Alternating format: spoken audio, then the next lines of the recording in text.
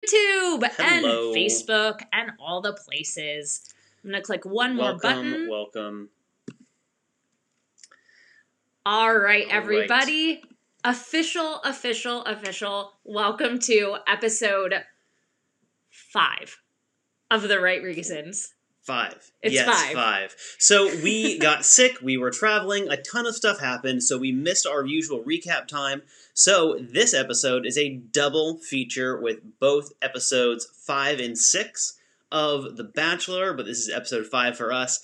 So we got 2 episodes to get through, and we got not that much time, so we're going to go fast. Yeah, so today's episodes, just in case you're listening and you're like, wait, I don't know numbers, we're talking about the episode where they were in Singapore. Yep. And we're talking about the episode where they were in Thailand. And I really think, like, at the beginning, it's just easier to separate the episodes by where they are. Oh, I find it easy to separate it that way. Right? Because then when we get to the end, it's like fantasy suites, hometowns. Like, it's easier. They're all more, like, based on situations rather than locations. But at the beginning, it's like... Well, they just started traveling, too, right? 2 weeks ago. Yeah, these are the first 2 places. All right. So... let's dive in. Diving in right away, when they get to Singapore, the first thing we hear is Chris Harrison calling Hannah B. Caelynn. Yeah.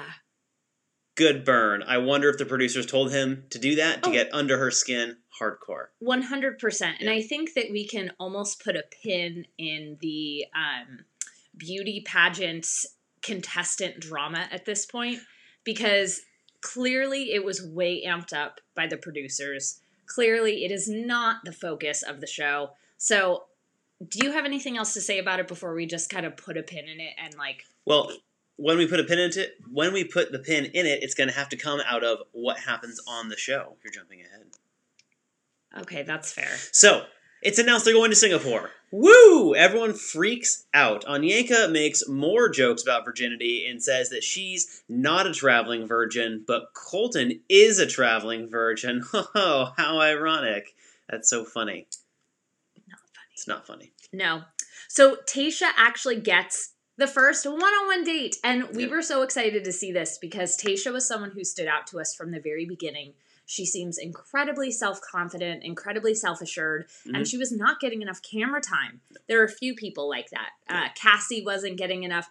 I swear they keep like all the good people not on the forefront until towards the end. So it's like if you have drama at the beginning, you're like not going far. I mean, yeah, of course, because no one's going to watch if all the drama happens right away and all the good content with the intelligent conversation happens in the first 2 weeks. Right. They want all the trashy stuff to get done right away. It's like American Idol. Like everybody wants to watch like the shitty auditions first and then like they'll watch the end. Yeah. It's the same thing. I do stop watching after the auditions. That's true. So Colton says he does a little another like Insta story style video thing they've been doing recently, which I like. Kind of shows a more personal side of The Bachelor or star of the show if it's The Bachelorette. Like a vlog. Yeah, I think it's kind of cool. It is like it is a vlog. It's totally an early 2000s vlog. He says he hopes they don't die on the date, which gives it away. Surprise, it's bungee jumping. Okay, so I just want to talk about these types of dates for a minute. I would hate to do this. Yeah, first of all, personal level, like shoot me in the face. In the face. In the face. I could not... skydiving, maybe. Bungee jumping? No. Hell no. Hell no. And what we've learned about the contracts that the contestants sign for the show, I just don't trust that my safety is going to be taken care of. No, absolutely not. But, from a chemistry perspective, I understand psychologically why they put people on these dates. Why? Well, when you have an experience with somebody else that is so outside of your typical comfort zone and that creates that adrenaline and creates that rush of nerves and then that release at the end, like after you jump off the thing, you have then bonded with that person. So like if you ever have gone through a trauma with somebody or something really struggling or something amazing, it's not necessarily a negative thing. No, totally. But like when your adrenaline is just going, you bond with that other person. Yep. And so these dates are really like, these to me are the most obvious, made to make the people fall for each other because they kind of have to chemically after they've been through a date like this. After they're falling together. Right? Like, if I jumped off So- the edge of a building with somebody, I would pretty much be bonded with that person for life. Like, I'd be like, hey, remember that time we jumped off the edge of a platform in Singapore? I mean, there's not a lot of times you get to say that. That's what I mean. So, like, you're bonded to that person, so you're holding that memory, like, so near and dear to your heart. Yeah. So, it's interesting. Yeah. So they do the bungee jumping. Colton says he's looking forward to being adventurous. What I like about the bungee jumping is that he gets real scared real quick, and it's very humanizing and appreciated. Tayshia jumps. She handles it quite well. Colton jumps and makes a very high-pitched scream on the way down, which is not a comment on his masculinity or him or any other thing, but it is funny sounding, and I did laugh at it. So, I love that distinction, though, because I think that often we associate kind of that, like, high-pitched, more feminine-sounding thing with, like, a lack of masculinity. Nope. And it's just a funny sound no matter what gender. It was really funny. You know, I appreciated it because Colton is so put together in many ways and is so handsome, and he's learned how to hold himself very, something humanizing. I am... Is that how Colton holds himself? This is my Colton impression. Oh. But to see him jump off and just scream like a child was actually, like, quite endearing. I was like, oh, okay, I'd go to Disneyland with Colton. Yeah, I get that. You know? So, followed up after bungee jumping with a date with Tayshia with the traditional Bachelor making out in the water, a whole bunch. They show us zero dialogue, which I find very interesting, because they're obviously having a very good time together, spending a lot of, great stuff together, doing their thing, and making out gratuitously. But they show us no dialogue, which leads me to believe that they're not wasting time with things that we don't want to see at this point. Well, okay. I would like to see it, but I think America would rather see them making out in the water. So I want to know from you guys, because we were having this discussion. Would you rather see them making out through the whole date, or them talking the whole date, or a healthy combination of both? I vote healthy combo. That's what I think too. And I agree with you that the majority of people don't want to just see, like, all conversation, because then so to me that would be amazing. But I'm the weirdo, right? Like, compared to the rest of the country. But I do think that we're missing out on a lot of really good dialogue. And the only thing I learned about Tayshia on that date was that she is divorced, which, okay, well, that's fine. That's at dinner when they do talk and make out very little. See, but I guess still, that was the only piece of information that I got. They didn't talk about her job. They didn't talk about her day-to-day life. I mean, they might have, but we didn't get to see it. We get to know a little bit about her. What we do. This is the blend. See, this is the thing about the dates, that they do the physical thing first and make out a lot, and then they talk a little and then make out more. I think that there could be a better blend of making out and talking. So agreed. They go to dinner, which is the talking part of the date. And he, again, and don't eat. Keeps stumbling over the same question he tried to ask earlier. I believe he's asking Elyse this, where he says, I want to know how you are the way you are. He's getting closer to, tell me about yourself. But he's trying to understand who these girls are, which I really, really appreciate. And then we go to find out that Tayshia was married for 6 years to her first boyfriend, and she acknowledges here that her Christianity is what made that scenario last as long as it did, that she felt obligated based on her choices in life to continue a marriage she was unhappy in based on her faith, and then realized later on that she was in an unhappy relationship for too long because of that and chose to get a divorce, which is super awesome, and I'm very proud of her, even though she has no idea who I am. I'm very, very proud of you, Tayshia, for realizing that you're a human being and can make your own choices and you owe nothing to nobody. Yeah, that moment to me was actually quite powerful. I thank you for bringing that up, because my takeaway from that whole scene was, okay, we learned she got a divorce. Yeah, time to kiss. Yeah, exactly. Now make out. But I think that it brings up a bigger discussion point around the shame that comes with certain religious organizations. And I'm not shit-talking on any religion. I think that there are positives for everything, just like there is the flip side of the coin and there are negatives for everything. But I will say that working as relationship people, I have seen so many couples and individuals come into my office that are they're staying together because that's what the church or temple or whatever religious organization said that they should. Yeah. And not because they want to, not because they want to work on the relationship, not because there is more to squeeze out of it and they can learn to do better, but they're vastly unhappy. They got married like too young. They're not happy anymore. And they're staying together just because. And that makes me really sad. So it was really, really cool to hear, Tayshia, that you left your relationship, even though it was really hard. So kudos to you, my dear. Yeah, and then Colton's response to it, I actually really appreciate too. He is unfazed by what she says. He empathizes with her, reassures her that her decisions were the best for her, and then tells her that her confidence is sexy. And guys out there, if you want to win a girl over when she tells you something important about herself, you empathize, reassure, compliment. It worked out great for Colton in this circumstance. It doesn't always work, but man, in this case, it went pretty far for him. So I think that's such a great point, Kyle. I'm wondering, though, for our amazing listeners, can you just separate empathy and sympathy? Because it's something that people confuse all the time. Yes. So sympathy is when you feel bad for somebody when they're doing something. Or have done. Or have done something. Like, I'm so sorry your dog died. It's funny, I was going to a dog thing too. I was going to say, yeah, I'm sorry that you're whatever. And then empathy is when you can understand the situation that they're in and feel their side of it and explain to them that empathy requires almost a little bit of an explanation where you can say to them, you know, that must be so hard. You don't feel sorry for this person. You don't pity this person. You feel their pain. That's the difference between empathy and sympathy. How'd I do? Good? I think that's great. Bueno. Thank you. Yeah. So then it comes time for the group date announcement and the one-on-one date announcement. They're still at this moment of the show, hyping up the pageant girl thing.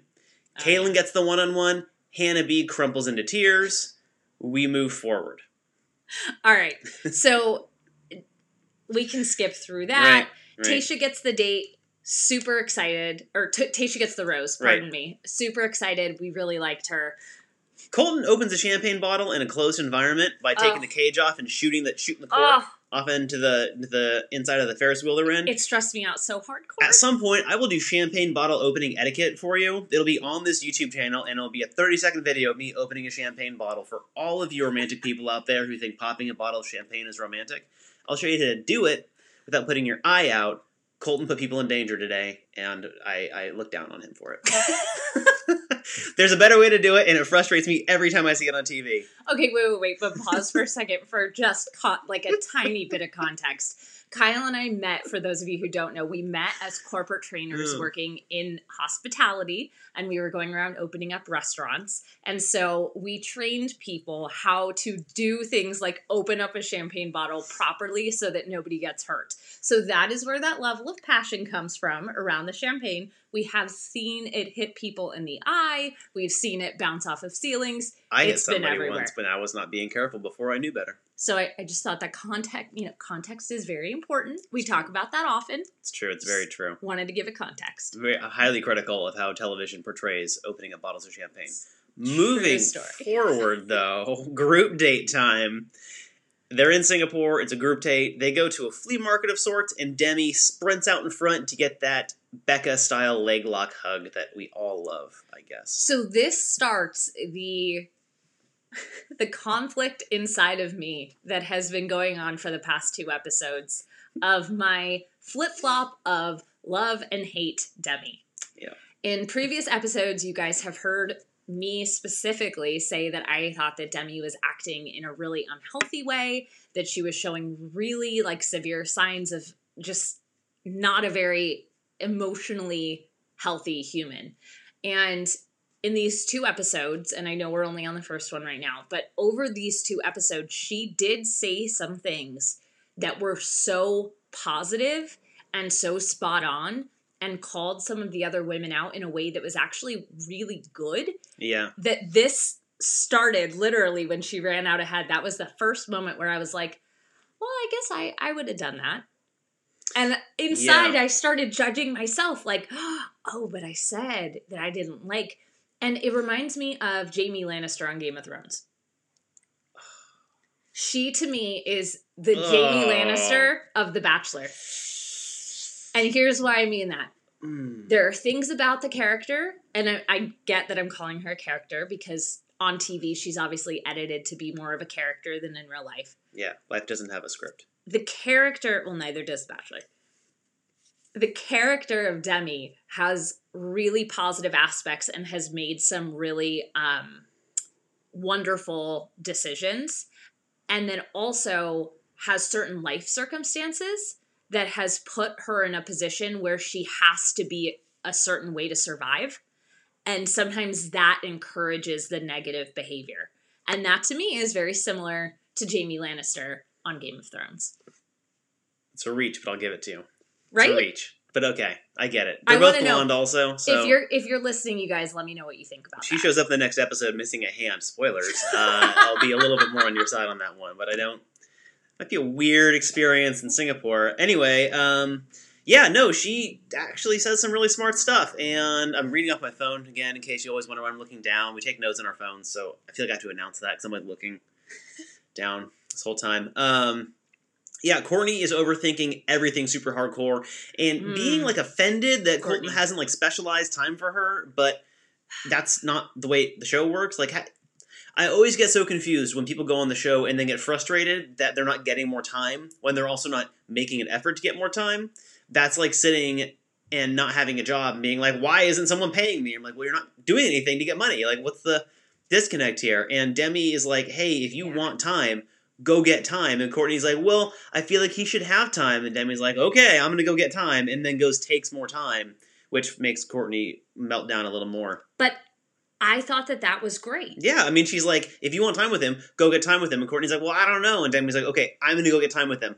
Peace out. Right. And then just does. And And Demi was actually supporting Courtney in going to take it. Like, she was almost like coaching her on the spot. Like, just go up and then say this and do this. And Courtney's like, I think that he should pursue me.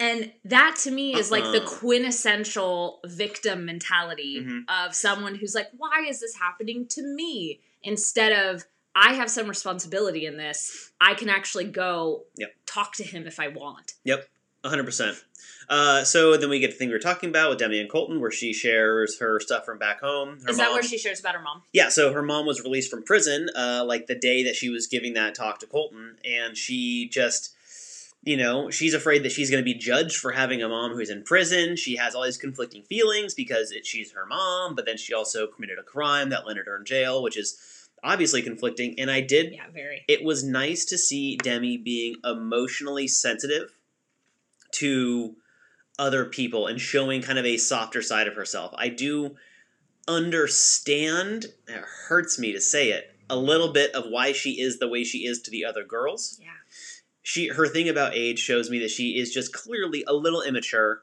and acts accordingly, which is fine because she's 23 years old. Right. And she's on reality TV with very manipulative and coercive producers. So who's to say what she's all about? I give her a neutrality on this episode.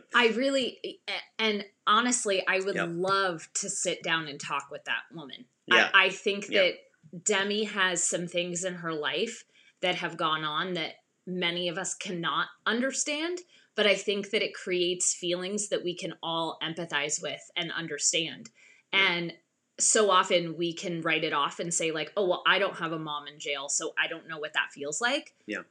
But a lot of us do know what it feels like to not have a parent present the way that we want them to, or to not have a parent be the way that we want them to. And mom and dad, if you're listening to this, I'm not talking about you specifically. Feel like I have to like asterisk that.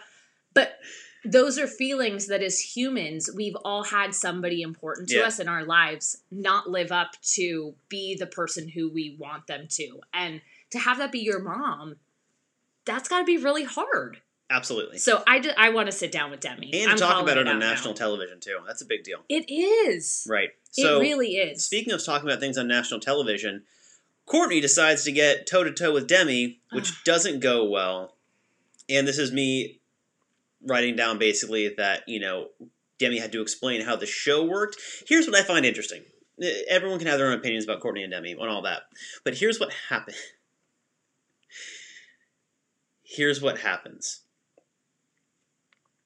Demi's explaining to Courtney the way the show works in a non-condescending format. Courtney then says to Demi, well, you're just kind of young, and plays the age card. And then we cut to Demi, who later on in the show, like 10 minutes later on, after the same dialogue goes back and forth, and she goes, we're the same fucking age, Courtney. Why? First of all, the fact that the age card is being played so many times in this season is crazy in and of itself. But first of all, why would you make fun of somebody for their age when you're their age? What is that? So that, to me, even puts, like, there are aspects of Demi that are actually more mature than 23. Yeah. Because of what she's had to go through. But then there are aspects of her that are younger because of what she's had to go through. And Courtney is somebody who is clearly more mature for the same reasons, right? She's gone through things in some ways, and then not in other ways for the exact same thing. So instead of finding the common ground and being like, oh, we're two 23-year-olds who have had really challenging upbringings, let's stand by each other's side and help each other with this process. Courtney immediately saw Demi as competition and she mean girled her. Right. So, and this is something that happens all the time. Women support each other. Like, can't mean girl the mean girl too. But that's the thing, is the people who go far in this show typically are friendly. They might not be friends, but they're friendly with every other girl in the house. Yeah, I'd agree with that. The only girl that I can think of, or woman that I can think of looking back, would be Courtney Robertson on Ben Flajnik's season.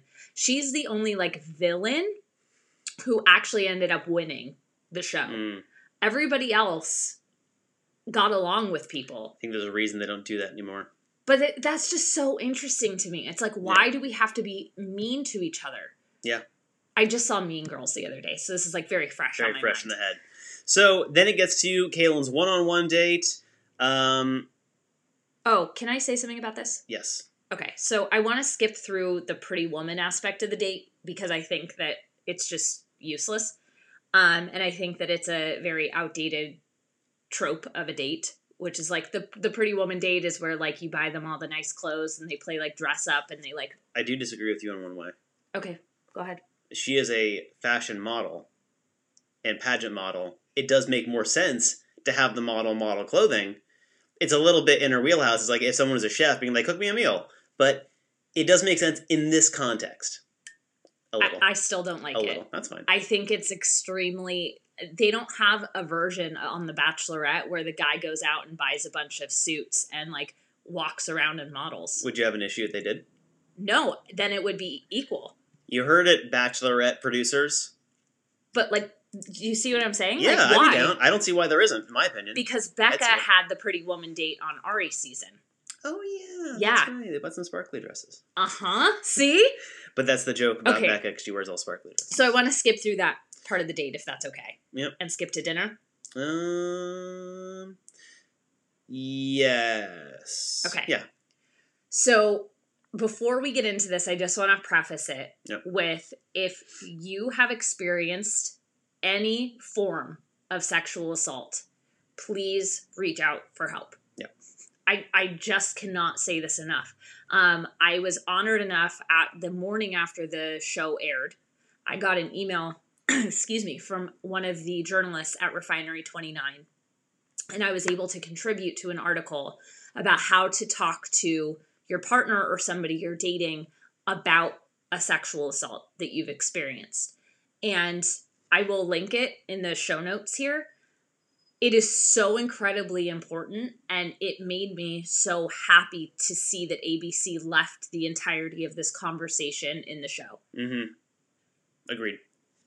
Sexual assault is something that happens so often, more often than any of us would like to even think. And it is something that does not get talked about a lot because it's awkward, it's depressing, it's sad. People want to stay in the positive and not harp, quote unquote, for podcast listeners, harp on the negative. But if we don't talk about it, it creates a stigma around it that makes it seem like it's not okay to talk about. Yeah. So it is incredibly important to share this information, especially with a romantic partner, because if you are going to be intimate with somebody emotionally, physically, they need to understand what you have gone through so that they can show up for you how they need to. Yeah. So I just wanted to say that, and I really commend Caelynn for how she handled this. Mm-hmm. The way that she told the story did not name anybody. It did not give identifying information. It did not put herself in like this victim mode of please come rescue me. Mm-mm. Although obviously she was a victim in this situation and not in a judgmental way. Like she was the victim of an assault. And Colton, I thought, handled it really well. And there were some criticisms that came out around the way that Colton handled it on the internet. And as a therapist and someone who has worked with trauma victims, Colton handled it the best that he could in that moment. There are cameras around. There are lights beaming on them. It is uncomfortable. You're nervous anyway. There's a production team. And this girl who you really like is telling you that she was essentially raped with two of her other friends. He responded in the best way that he could. I agree. And I feel like the criticism around him is, first of all, unfounded. Secondly, not taking into account that he's dated someone else who has sexual trauma in their past too. It's not something that he's unfamiliar with, which is unfortunate, but he also knows how to approach that situation quite well. And I think that his response to her and the way that he held space and listened, and then when he was upset for her. Yep. That's a great response to what she told him, because there's a lot of places to go, and I find the criticism of him to be fairly stupid as hell. Yeah, I agree. And I thought that the way that the show, we talk sometimes, we talk some shit on editing, right? And on production and kind of how they turn just raw footage of people into a story for us so that we can watch it as viewers and watch a story arc instead of just like Big Brother style of like footage. Yeah. And I think that the way that they edited this and allowed her to share the whole thing, you could tell that they didn't cut it in the middle and then tack it on at the end. So thank you to ABC and Warner Brothers and the production team of The Bachelor for giving this issue such an important platform. Right. They even gave the number for Rain afterwards. Yeah, and they also allowed the clip of her explaining the biggest issue, one of the largest issues around rape cases and rape reporting in the country is that the police departments often don't care. Rape kits are often left alone for too long, so they expire. And the people are never able to be found. DNA is never able to be tested, which is exactly what happened to her. Her DNA kit from her rape kit was not able to be tested due to the negligence of the police department, which is a shameful aspect of our country and the way that we're running things right now. And the first hospital turned her away. And the first hospital, thank you for mentioning that, I forgot about that. And the first hospital turned them away because they didn't believe what they were saying. And when people talk about no one listening to rape victims who speak out, this is often the first line of denial and return they get is from a hospital or from someone like the police who's supposed to be there to keep them safe. So she mentions that the 3 out of the 4 people who were involved never got caught or charged. The hospitals faced no repercussions. The police departments faced no repercussions. And I, for one, hope the karma shows them what happens. Yeah. So all of this to say, thank you to the show for giving this the time that it needed. And if you or someone that you know is a victim of sexual assault, please do not stay silent. Yeah. There is help out there for you. Forget the hospital, forget the police, forget anything that could stand in your way. Find the help that you need, whether that is legal, medical, psychological, emotional, all the things. Go seek the help. It is there. Well, and on that note, Colton asks her, after she tells him everything, explains her PTSD, all of that, he asks, who helped you through what happened? Which is such a good... It's a great question Colton, to ask. Yeah. Really, like... So she had not told anyone for a year, and then finally told it to her mom, and the next minute her mom's has a lawyer. She's calling the dean. They're suing the school. So that's a reminder too. I know it can be painful to tell anyone, but tell someone as soon as you can, and things will move forward, even if it's not you being the driving force behind it. So kudos to Caelynn, kudos to her mom and Colton and ABC for this entire experience. Move forward? Yeah, absolutely. Awesome. So the rest of the date goes well. They have a really cute connection. They have a really cute connection. I appreciate that Colton does share one more thing about the sexual assault part. Colton shares that he was in a relationship with someone who was abused. We have no need to name that person. Well, we all know who. You all know who it is, but you don't. Whatever. Okay. And he talks about how something that a lot of guys struggle with in this heteronormative example we're giving, that they can't physically go kill that person or hurt that person or something, and that he feels so powerless to help besides to listen and to do his best to care, which I find is a very relatable emotion to have. And I respect him heavily for talking about it. Yeah. Heavily. It's really one of those things, and again, we can move on from this, but it was just handled, quite frankly, very well. And I don't want to say I'm surprised, but I'm a little surprised. So, a little surprised. Good job, show. I almost for a second thought I deleted my entire note. My heart stopped for a second, but I didn't, so we're good. So the rest of their date goes well. Was beautiful. Yep. Caelynn is a beautiful woman inside and out. Mm-hmm. It was just nice. I liked it. Yeah, absolutely. So it gets to the cocktail party before the rose ceremony of this. Wait, who got the group date rose? Demi did, because she talked about her mom. That's right. And was very tearful in front of Colton. She showed a different side of herself. That's right, which no one thought was there, and got the group rose as a result of it, and Courtney looked pissed. So going into the rose ceremony, Demi, Tayshia, and Caelynn all had roses. Everybody else did not. Yes. So the cocktail party starts out with Demi telling the girls that they need to go get what they need from Colton to go get their time. Which she's again, clearly stirring the pot with Courtney, but I am fine with it because she's telling the truth, and that's hilarious. And I'm still frustrated that I have to say that positive things about Demi, but I know. Colton gets back into his wheelhouse of making toasts with white wine. I don't know why I like it so much, but he always makes a toast. He makes like 4 toasts per episode, and it's always with white wine. And I don't know what about that's so endearing, but it kind of is. Does anybody else find that endearing?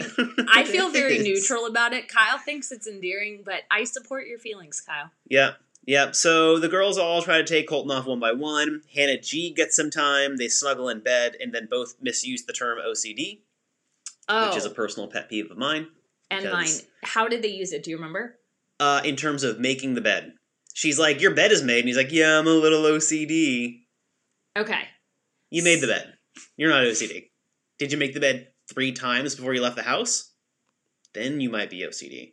Or have to fix it over and over and over again until it was a certain way? Yeah. Yeah. So I don't like when mental health diagnoses get tossed around like that, especially another common one is like, oh, she's so bipolar.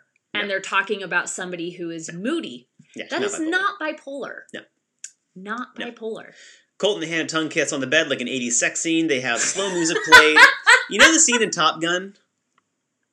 Yeah? You know the scene in Top Gun? Where that's what Colton and Hannah G did, and the production team was very supportive. Ate it up. So they did that, and then so finally we get the Hannah G and Hannah B and Caelynn showdown. We have the pageant model showdown. This is what we've been building to. This is something that's been teased the entire season. We finally get to hear what's going on between them, and it's nothing. They're super vague. They say nothing specific. They're like, we were mean. Yes, we were. Let's be friends. Okay, now we're friends. Yeah. What a fucking waste of my time. Which is literally 4 episodes talking about that. That's literally why, though, at the beginning, when we started this episode of The Right Reasons, I was like, can we just not talk about it? Because it was so anticlimactic that, that was, worse than Blue Balls. Yeah, I'm so frustrated I even spent any time talking about that. It gets to the cocktail party. Courtney and Demi, fight a little bit more. Then Courtney gets that classic. She starts doing the thing where she says that Demi's not there for the right reasons. Starts getting more concerned why the other people... By the way, thanks for the promo, Courtney. I appreciate when you say the name of our show. So, thank you, ABC, for the ad space. What I don't understand, the same mistake happens every time. Well, so the same thing happens every single time on the show where someone gets so concerned with why someone else is there and doesn't focus on their time with the main star of the show, which is what happens to Courtney. Gets really wrapped up in what's going on. Demi calls her cancer. There's a verbal attack thing. It's Colton really, just really watches them fight for a while, which I appreciated. He does this, actually. He does this a lot, and I find it very endearing. I like it. I find it very endearing that he is... When the girls start to fight, girls, women... I say girls a lot this season because, like, they're all so much younger than me, but they're really not that much younger, so I need to start saying women. That's my bad. Women. When the women start fighting, he just kind of, like... Yeah. He just sits back and watches, and just to see what the hell they're going to say, which I really appreciate. I appreciate it, because he's like, let me just watch you spiral out of control. Let me just, I have nothing to add to this. I'm just gonna... Yep. No, just go. Yeah, there's some bickering. Colton's like, okay, so the more age card things get thrown around. It's time for the rose ceremony from the first episode of this 2-part episode recap show. All right, so the women who get the roses are Hannah G, Heather, Kirpa, Hannah B, and then they cut to Caelynn, who gives a smile like, oh, we're not fighting anymore. Yay. Fuck you guys. We didn't get to hear what happened. Katie, Elyse, Sydney, Cassie, Nicole, and Onyeka. Yep. And that means Tracy and Courtney go home. So Tracy, if you guys don't remember, is the older one who got into who got into the fight with Demi. She is 31, I believe, and had gotten into the whole argument with Demi before. So really, people who the theme continues on the show of the women who actually focus more on their relationships with the other women get sent home. Yep. Because if you're not focused on the lead, why do they want to hang out with you? I don't think they do. They don't. Because you're literally showing with your actions that you give more shits about the other women there than you do about them. Yep. Stupid. Okay, so they tease the next episode. That's the end of it. I think that there needs to be like a double eviction night. I know there are where people go home simultaneously, but there needs to be more like aggressive double eviction night. What do you mean? That was 2 people.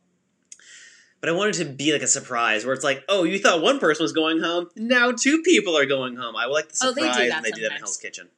Well, I want to see it this season. Okay, so. fair. All right.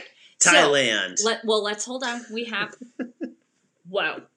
We need to talk about the teasers for this episode? No. So, this show, The Right Reasons, is sponsored. And I want to make sure that we, give our sponsor the time that they deserve.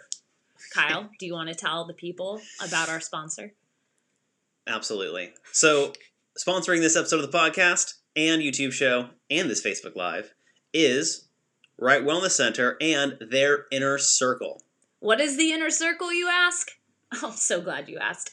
It is a supportive online space with education around mental health, sex, and relationships, and a supportive community to go whenever you need to talk about really anything. We have people come in there to talk about their marriage problems, their marriage wins, single people trying to date, depression, anxiety, all the things. And we host master classes like Orgasms 101, meditation, how to fight fairly in your relationship, how to be assertive without being a bitch or an asshole, which the people on The Bachelor could definitely use. For real. For real. So if you want to learn more about the Right Wellness Center Inner Circle, be sure to check out rightwellnesscenter.com/inner-circle. And we will put that link in the show notes. And we'll see you there. All right. Thailand. All right, let's do this. So, Colton showers more. Well, it starts with him riding an elephant. And then Demi says, I'm looking forward to Thailand. Singapore was a sexy city. Wow, babe. That was great commentary. I only repeat the things she says, and it hurts physically sometimes.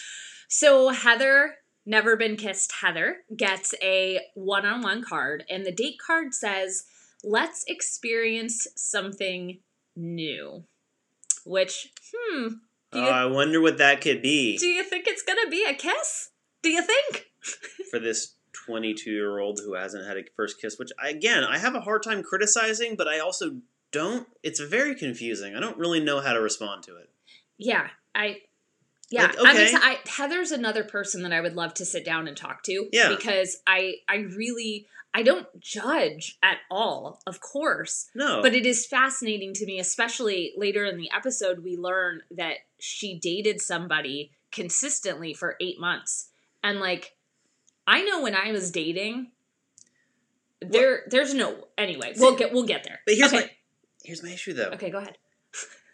I understand being uncertain and nervous and all these things, but my curiosity about what that whole situation was like, because of the amount of you see kissing in movies, and they hear about it in music, and you read about it in books, and you see it in television. I was like 5 I was so when I kissed a guy. I was so overwhelmingly curious. I'm like, I have to know what the big deal is. I just don't understand how anyone could not be that curious. So that's the end of my monologue. That's a true story. It is. Okay, so once they announce that Heather gets the one-on-one date, the production team and the editors did this really fun thing where the camera was really focused around people's, well, specifically Heather and Colton's mouths. So as she's getting ready for the date, they're focusing on her brushing her teeth. While they're on the date, they're showing them chewing, which as someone who, like, despises when people chew with their mouth open, I was like, oh my god, turn this off, like, please. Episode should have grossed out a lot of people, I think, in this case. Like, what? There's this disorder, I cannot remember the name of it right now, but when you hear someone, like, smacking gum, you, like, get angry. That's, like, an actual diagnosis. I was talking about that recently. That's from, there's an episode, Sarah Silverman's episode of The Armchair Expert with Dax Shepard. They talk about that. It's an actual mental disorder where certain sounds, like crunching chips, chewing gum, all that weird, like, function sounds really get inside your head and, like, paralyze you. It's crazy. Yeah, we'll look up that later. So anyway, they go on a, quote, traditional Thai boat, which I don't know what that means, but it was a cool-looking boat. The beaches are gorgeous, and Colton asks Heather, oh, God. Do you... I can't even say it. Do you... Do you blow kisses? What the fuck? So first of all, like, what the it's fuck? either it's like one of two things. No, one of three things. Either Colton's just really dumb and didn't understand the fact that this could be taken a million different ways. Number two, it was incredibly intentionally condescending. Or number three, he was like, do you give blowjobs but not kiss? Because that's what I took from it. I was like... I wondered, I'm like, is he going to ask her to blow his penis a kiss? I don't understand what's happening right now. Why would you say that? Yeah. And then, like, he feeds her, and there's more mouth things. It was really weird. I wrote, it's like an oral fixation bonanza. Yeah. It's that gross. And then it kind of turns into a similar vibe that I got with Ari and Lauren Burnham, who we ended up choosing, where Colton says, it's unbelievable. And she's like, it's unbelievable. Well, it's because they're trying to fill the space they'd usually be making out in, because they can't make out because he wants to respect her, which is fine. But now she's not providing any dialogue, so he's like, hey, isn't this the most romantic thing you've ever seen? And she's like, yeah. And he's like, no, but she was literally repeating. So, like, here, say something about the view outside. The view outside is very nice. It is really nice. There's no substance in this conversation. That was legitimately what was happening. And I just wanted to, like, shake them. Yeah, it was gross. But what I did think was both torturous and lovely was that he was really waiting for a signal that it was okay to kiss her. Yeah. And I really, from, like, the respect side of things, I really appreciated that he was respecting her in that way. Yeah. From a TV show side of things, it was so uncomfortable to watch. Because it's like, oh, this is where you would normally make out. Oh, this is where you would normally make out. And it's just like... Yeah, that yawn I had just now was because of how boring their date was. Yeah. So then they come back to the house. And Elyse is starting to spiral. Elyse is the redhead. Go Redheads on The Bachelor. Elyse is the redhead who I believe is 30 or 31, so she was one of the quote-unquote older women in the house. I'm sorry, one of the quote-unquote cougars. Yes. Which is not the age group of that. She really starts to spiral. Really starts to spiral. She starts trying to assign meaning to everything, and that meaning is like that her relationship is not as strong as the other relationship, and blah. And you can just watch, like we've seen it a million times on the show, you can just watch her start to go down the hole. Yeah, she's getting in her head real quick. So the date card comes for the next one-on-one date. Yep. Remember, Heather is still on her date. Yep. And it's Cassie, which we were very excited about because we really liked her night one. She was the sign language one who, like, misdid. Yeah. This means, like, restaurant, but not kiss or something. Well, she's learning. Yeah, they said that she was a speech pathologist, but she did social media afterwards. She's like, I'm learning to be a speech pathologist. She's in grad school to be a speech pathologist. I'm excited she gets the one-on-one date because we haven't really seen her besides that, and she seems nice. Yeah. So what I wrote down is Heather seems very sweet, but we haven't seen any depth of their relationship. Yep. And literally, as I was typing that, he starts to ask her about her past relationship. So I was like, oh, depth, it's coming. No. It's like a kiddie pool of depth. Did not come. No. And it really seemed like he was speaking to her more as he interacted with the kids on the date with Elyse. And I do not mean that in like a disrespectful way to Heather at all, or to Colton, really. It was just more of an observation. It felt like he was talking to somebody vastly younger than him. Yeah. Not 3 years. Yeah. No. A much bigger difference. So they keep hanging out, and he keeps creating situations in which there would be kissing. He keeps saying things that would instigate doing things physically, like he'd have a hand on the arm, like kind of physically touching, but not really engaging.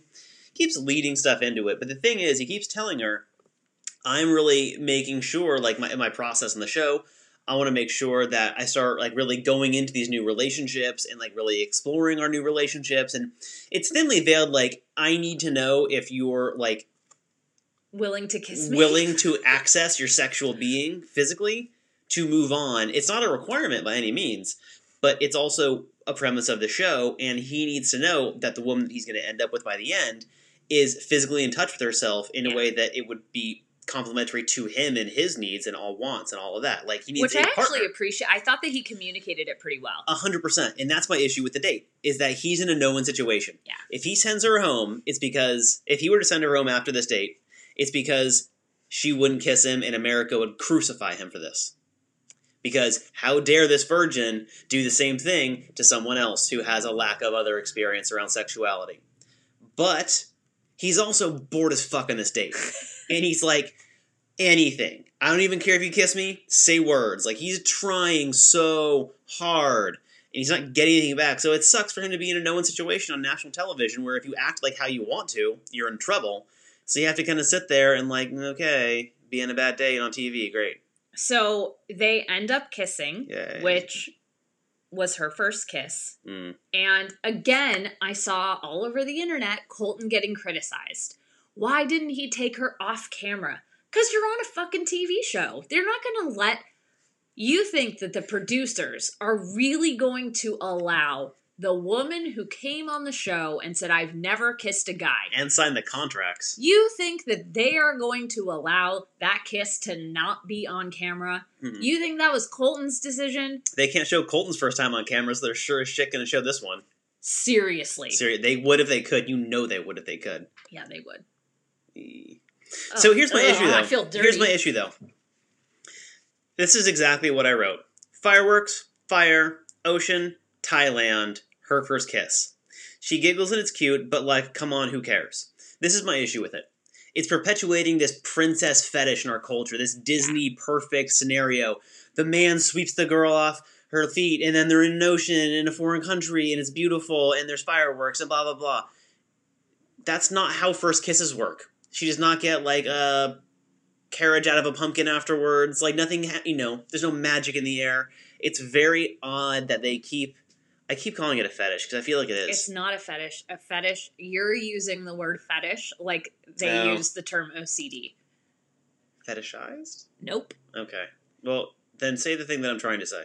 It's like a complex moment. Like it's Thank like you. it's the princess expectation That's what it of is. Prince Charming coming in and like sweeping you off your feet and it being this huge romantic thing. Yeah, our culture propagates this idea, and I don't care for it. It's just very odd, and it also gives unrealistic expectations for both parties in the future if you haven't kissed anybody, and say you're like 10 years old and never had a really romantic kiss, and somehow you watch them The Bachelor, which I probably wouldn't recommend.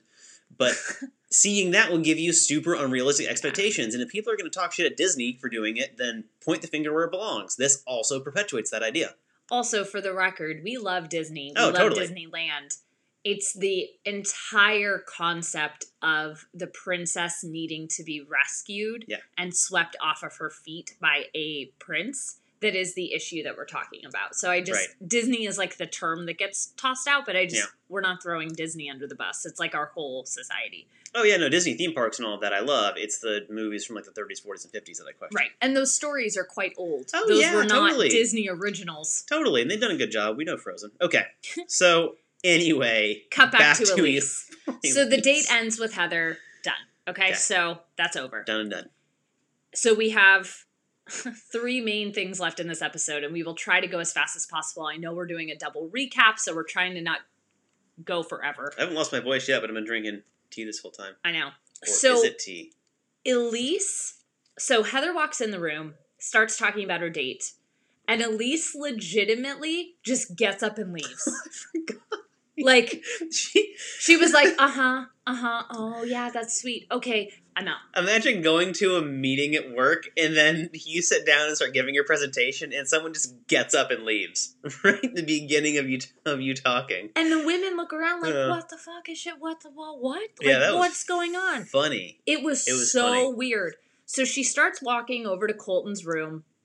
And a lot of times when this happens, it's usually the quote-unquote aggressive female that's, like, wanting to, like, make out with the Bachelor more. Right. Or, like, the bad boy if it's the Bachelorette. Like, the guy who doesn't play by the rules. Yep. That's why I wrote Nick Vial, eye roll. We love Nick, by the way. I know a lot of people don't, but we both really like him.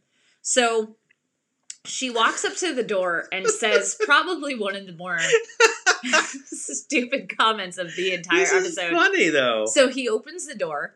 He's obviously alone. Obviously, the date's over. And she goes, "Can I steal you for a second?" I feel like she just didn't know what else to say. Like, from what? His couch? I feel like she didn't know what else to say, and so got caught up in the same normal, like, cocktail party thing. We have to, like, steal them from each other, and I just thought it was funny. So, I do not want to go through this whole interaction. But I have a summary for it, actually. I've been thinking about this. Okay, I do as well. Go for it. No, you go ahead. No, you go for it. No, you go for it. Fine. So, here's what I have realized, I think. This is my hypothesis, which is an educated guess. Here's my thought. Is that she is, yes, numerically older than the majority of the women on the show. She has also gone through many more life situations than a lot of the girls in the show have, due to her life circumstances, then also her age. Okay. What she does in this is explains to Colton, haphazardly, but I think this is what she's trying to say. I'm feeling real feelings for you. I can't do this on the show. If it wasn't for the show, I think we'd have a real shot. But I can't be in a container in which you're dating other women because I see a future and I can't wait for the end for you to maybe pick me because that will be too hard for me. I need to leave the show. That's what she was really trying to go for. It took a lot of tears and like a lot of time. And she didn't say any of that. And she didn't say any of that. But I think that's what she meant to say. Would you agree? Yes and no. Great. I'll take the yes. What's the no? He's like, okay, moving on. All right, I was right. What's the no? What's the no, though? I want to hear it. This, to me, was the prime example of self-sabotage. Like, if somebody were to come up to me and be like, "Hi, Rachel, who's a therapist, can you please describe to me what self-sabotage is?" I would play them the clip of Elyse talking to Colton. And here's why. She makes it seem like, so she can't even get it out. She manipulates Colton into trying to get him to say then you should go home. That's... Instead of her saying, I'm too scared, I don't like this, I'm uncomfortable here, she said, I don't know if by the end, if you propose, that I could say yes. She used his biggest fear against him so that he could say, well, then you should probably go. And then she's like, I'm so sad. He wants me to go. Instead of just saying, you know what, this situation is not for me. I gotta go. Which is totally acceptable. Yeah. Like, I cannot even imagine what it would be like to be on the show. No. Your cell phone's taken away. You have no access to your people. You're surrounded by all these other women that are like stunningly gorgeous and talking about each other. I mean, it sounds like a fucking nightmare to me. It does. But she is so afraid to assert herself and say, this is not for me, I need to go, that she talks in circles and circles and circles and circles and almost makes him feel like he's going nuts a little bit. Like, she almost gaslights him. It was like this close to gaslighting. And I watched him just crumble. Interesting. I hadn't taken this perspective, but you're right, because she even baits him on the way out. She's leaving and he walks her out and she says, I hate this. Right. Then why did you go to his room to tell him that you were going to leave? What, she hates herself. What did she want? Did she want him to say, oh my gosh, no, Elyse, don't go. Please stop. I love you. You're the one. I'm going to pick you at the end. Like, no, we're halfway through the show. That's not going to happen at this point. Yeah. It was so manipulative. And I'm not saying that she manipulated him on purpose. I don't know. Mm-hmm. We don't know her well enough to say that. Mm-hmm. Regardless, that was manipulative. Yeah, that wasn't good. Whether it was intentional or not. And because of how this went down, and because of the way that she used Colton's biggest fear in all of this against him in that moment, he then gets triggered. And you can tell that he had trouble sleeping. The next morning, they cut to like the vlog style thing, which again, I really love that they're doing this year. And he looks tired. Like, you can tell that he'd been crying. He has, like, the puffy... He calls it a breakup. ...tear ducts. And he says, my breakup with Elyse. Like, he really liked her and respected her. And I think...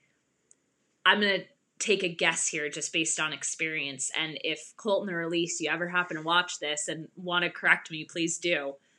But I think that Colton viewed Elyse as, like, a peer compared to some of the other women. Yeah. And I think that the way that she behaved... she fell off of her pedestal that he had kind of put her on. And I don't think it's healthy to put anybody on a pedestal, but I do think that he did in a certain way because of her story and the connection that they had around the kids on their one-on-one date and her confidence. Always complimented her confidence. And I think that she just completely toppled off.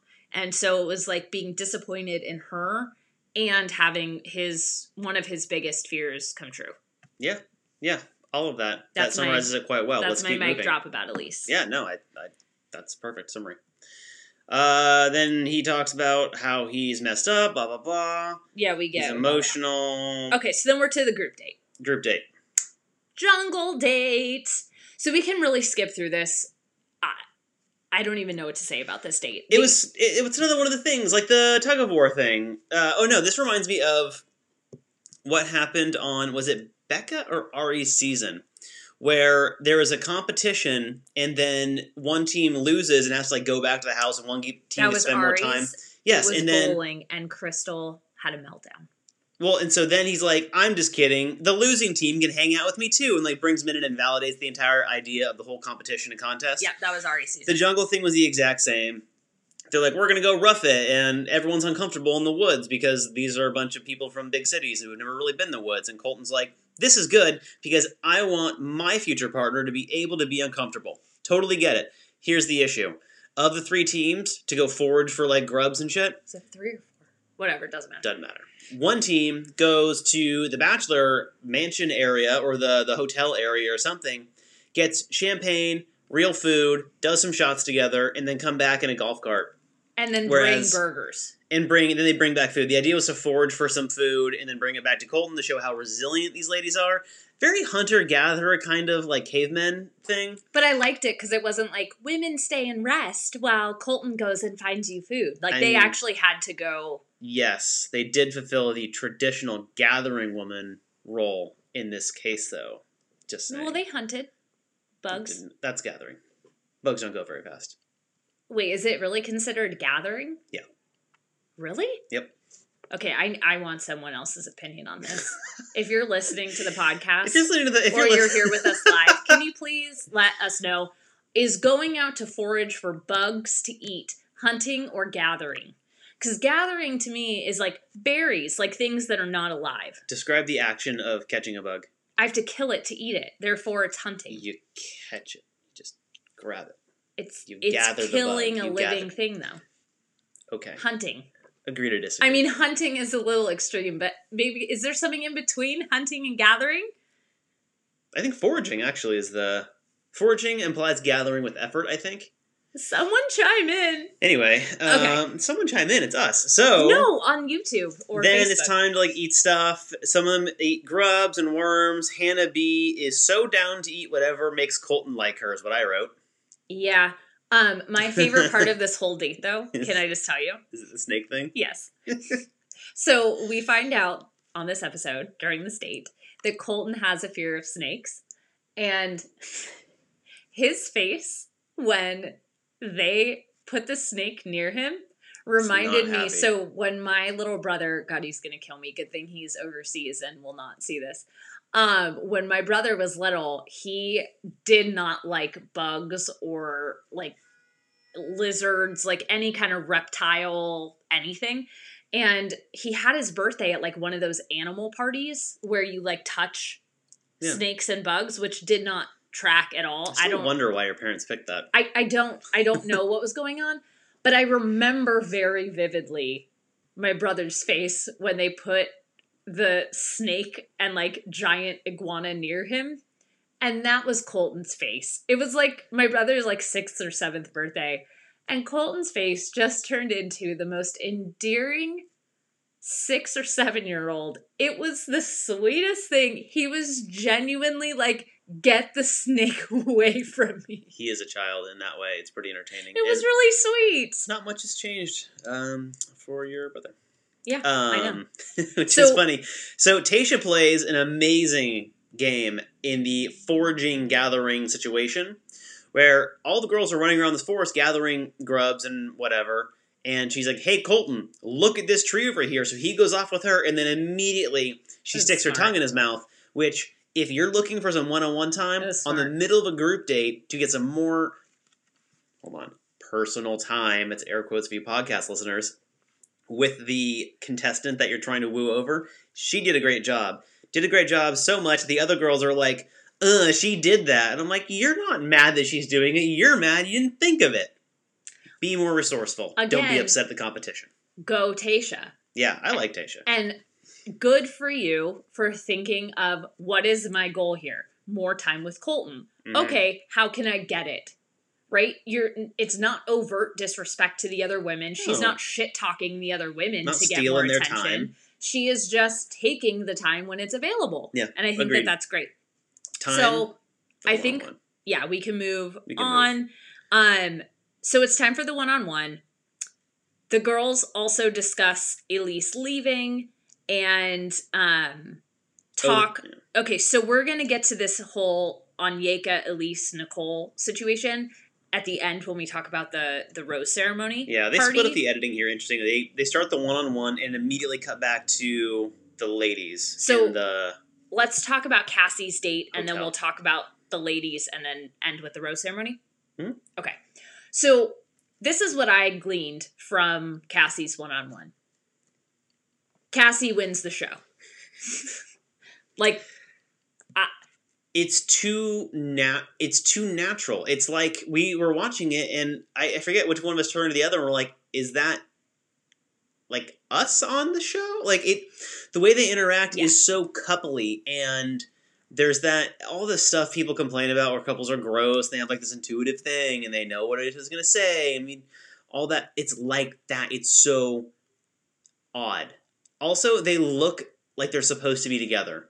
A little Aryan, but definitely like they're supposed to be together. You know what I mean? The way that and the only thing that I'll say is I do wish that we saw more deep conversation. And not two-hand butt grab on the beach. Yeah, although that was, I mean, it was nice. Like, it was good. Nice sounds weird. I feel like well, it's not like kissing Heather, that's for sure. Yeah, so here's the thing. I was watching it and I was like, it seems like these two have been together for like 10 years. A very long time, yeah. And so even though we didn't get to see the depth of conversation, just like with Tayshia that I wanted to see, the way that they were acting physically, the way that even he was like holding her in the ocean and the laughing and like the timing of their banter. This is her. This is it. I call it now. She wins the show. I am all in on Cassie. Aggressive. I'm telling you. Both pageant girls are still in it, though. I don't care. All that right. This was not just like fire chemistry at the beginning that's going to like wear off. There was a comfortability with the two of them. And I have a pretty good sense of like when couples come into my office, I can tell you like, yeah, no. No. Yeah. And you give them a yeah? I mean, most of the time. You give them a yeah? Oh, no, I'm saying that you Colton give these two. Yeah. Colton and Cassie? Yeah. That's it. I did notice that they got screen time in which they were not kissing nor talking. They had screen time of them on a boat, again, driving somewhere, where they're just quiet together, which is interesting, and no other girl has gotten that screen time. But who can you... Okay, think in your life, listeners, viewers... Think in your life the people who you can just sit in silence with and be comfortable with. They're your closest friends, your family, and your partner. Right? Yep. So think about the first one-on-one time that you're getting with this person outside of a group situation, and you're just comfortable being silent. This is it. That's her. That's it. All right. 100%. I look forward to seeing more of their conversations because I want to get to know her more, obviously. Mm-hmm. But I'm calling it now. I'll go on record. And I'm okay if I'm wrong. That's fine. But as of right now, she's it. That's it. I'm in. I'm hesitant. We'll see. The pageant girls are still in it. I'm on the Cassie train. At the end of the day, what do I know? I mean, Elyse left, and she was my top 3, so... Nope. Fine. All right, we get back into... It. So that's there. Oh, one other thing. Okay. My amazing friend, Melissa, who also watches this and who was just with us live on Facebook, mentioned something to me about Cassie, that she wore a sundress on the first night. Everybody else was wearing like a formal ball gown, and she had the ovaries to show up and wear a sundress. And that, to me, was very like...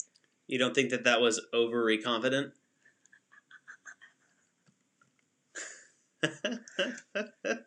Insert bad joke sound here. Oh, I'm sorry. Did I say bad joke? I meant dad joke. Okay. They can be the same. That's fine. So we get to... so that's that date. I'm done. Over it. Okay. We're good. She's in. Okay, so then it's a cocktail party, and they're doing stuff. Tayshia and Colton tongue kiss in the water or near the beach.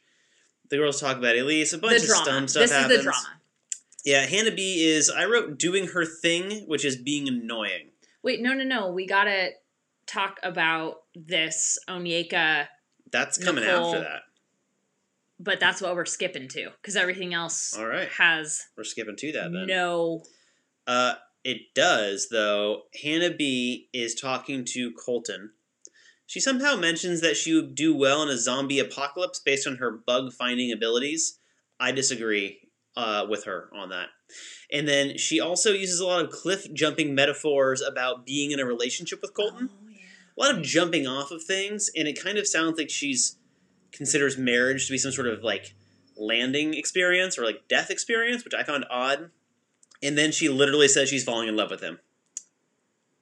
So Hannah B told Colton that she thinks she's falling in love with him. She is the first person to use the L word in this season of The Bachelor. And she gets the group date rose.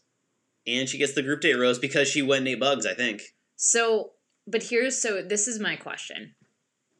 Do you think that Colton gave her the group date rose because he feels the same way, or because he knows that she is more emotionally fragile and wanted to validate her for opening up?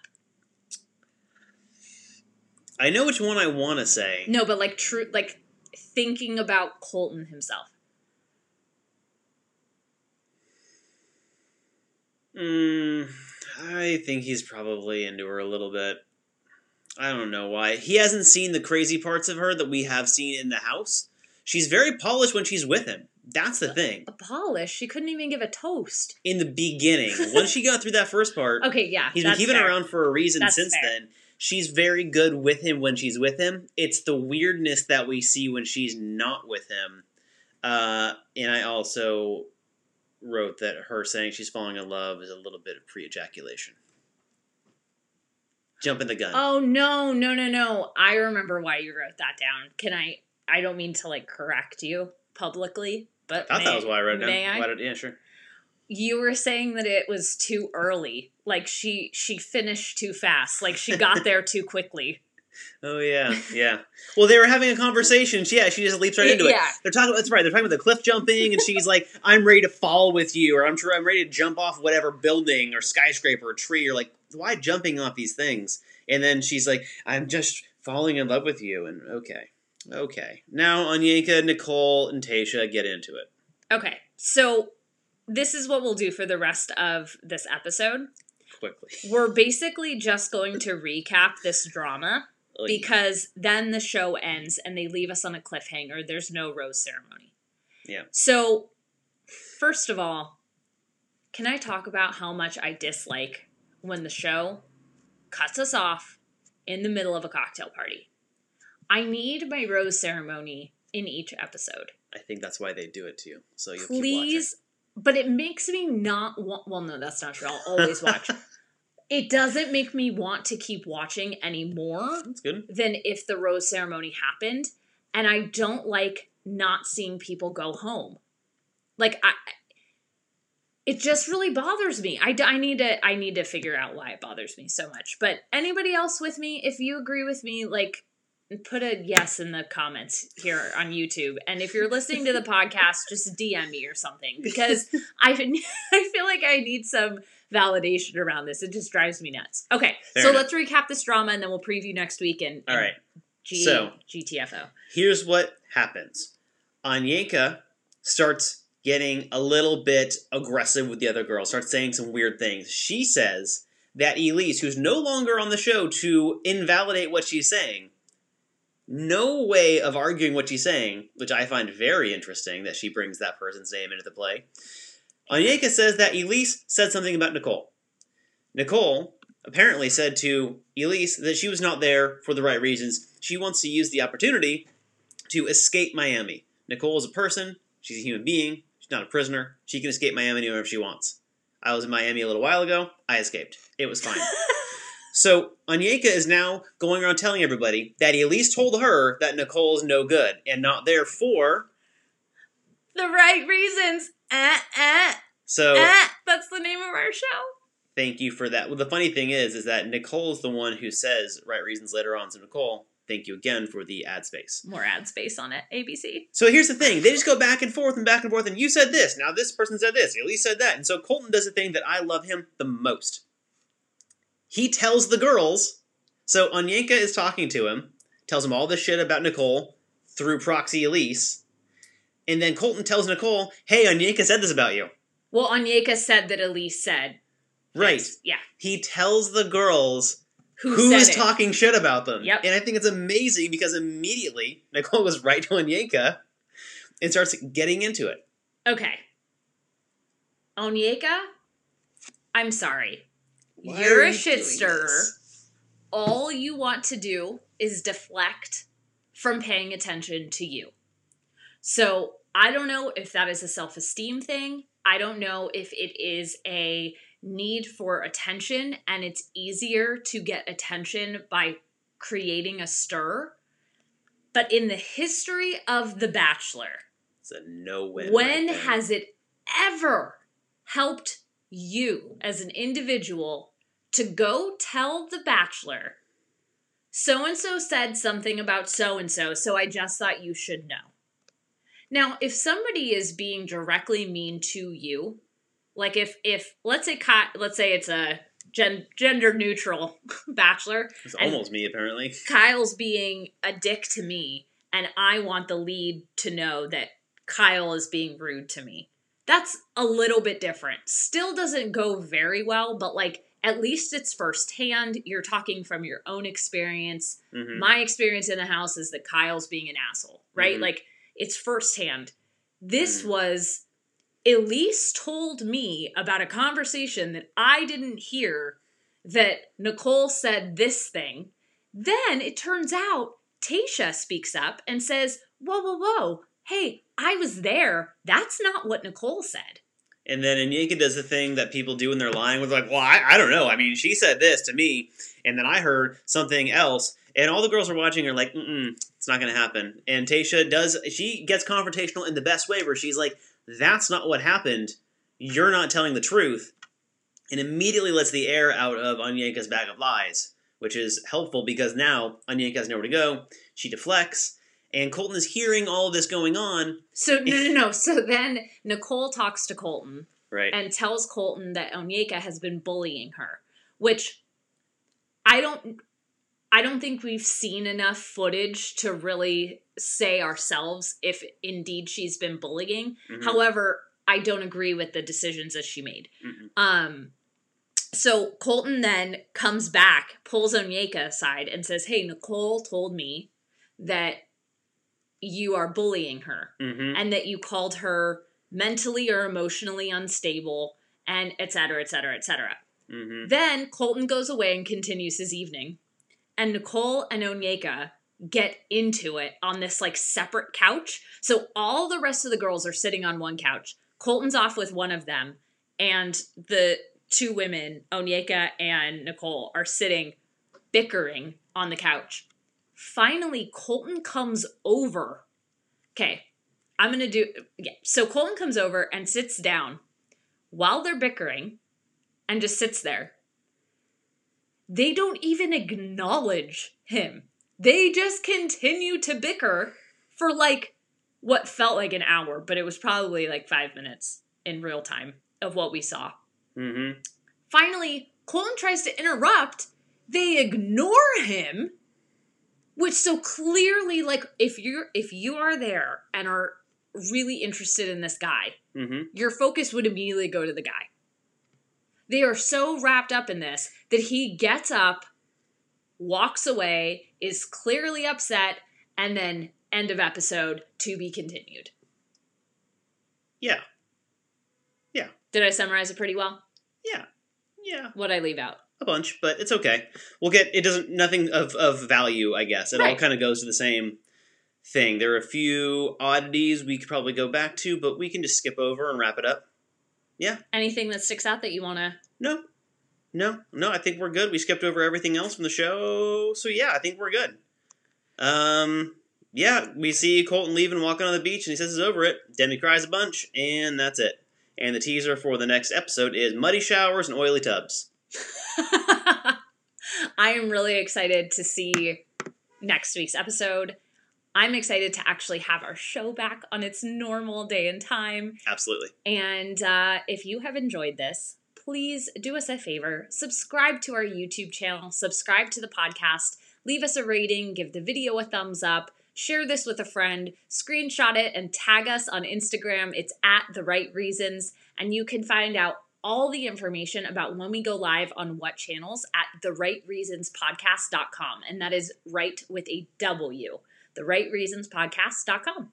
And that's it for this episode. Thank you so much for sticking around for our two-parter. And, yeah, we'll see you next week. We're excited. Super Will excited. It be the fence week? Oh, no. I don't think it's going to be the fence week.